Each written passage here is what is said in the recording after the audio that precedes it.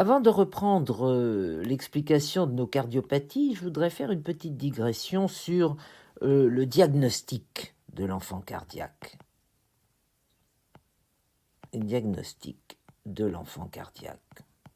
Autrement dit, qu'est-ce qui va attirer notre attention et conduire à tous les examens nécessaires? Alors, premièrement, il y a ce qu'on pourrait appeler les signes révélateurs, les signes d'appel, ce pourquoi la famille va consulter le pédiatre, ce pourquoi le pédiatre va envoyer l'enfant au spécialiste. Et ces signes sont simples à comprendre. La pompe dysfonctionne. On peut donc avoir des troubles respiratoires, et en particulier des infections respiratoires multiples et successives. On peut avoir, signe très important, une hypotrophie. Il est, vous le savez, essentiel chez un enfant de suivre sa courbe de poids, et l'enfant cardiaque, assez souvent, mange mal et est hypotrophique. Il peut s'agir, chez le plus grand, d'une fatigabilité. C'est parfois la découverte fortuite d'une cyanose ou d'un souffle à l'auscultation systématique d'un enfant. Ensuite, point extrêmement important, c'est l'examen clinique de cet enfant. Qu'entend-on par examen clinique? Eh bien, c'est la base même de la médecine. Il faut savoir interroger, il faut savoir regarder,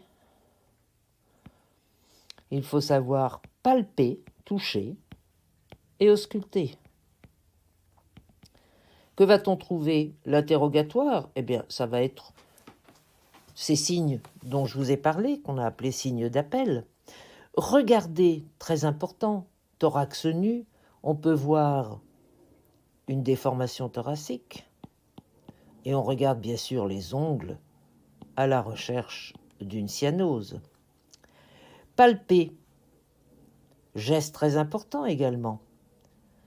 Il faut toujours aller palper les pouls fémoraux. Nous reverrons cela lorsque nous étudierons la coarctation aortique. Ça va être un geste systématique que les pédiatres connaissent bien. Et mettre un doigt sous le rebord costal droit à la recherche du volume du foie.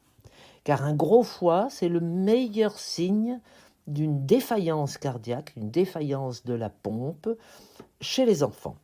Enfin, bien évidemment, avec notre stéthoscope, rechercher un souffle.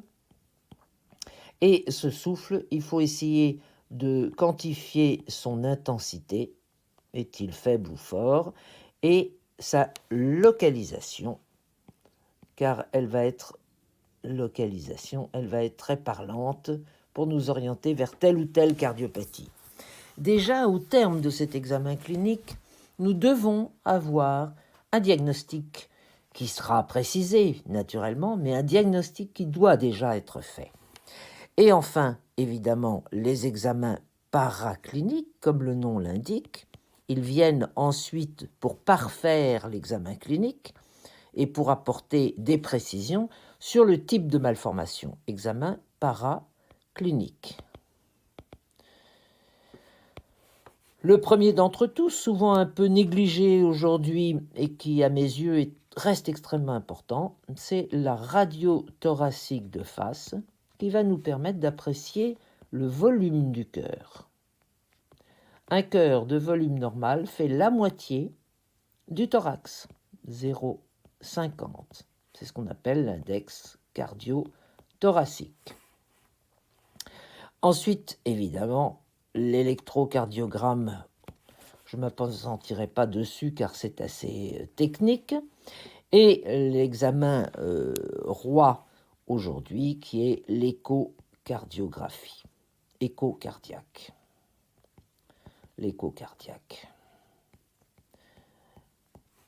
Vous savez que cette échographie s'est inspirée du sonar avec Un fonctionnement assez simple. Vous avez ici une sonde qui va émettre des ultrasons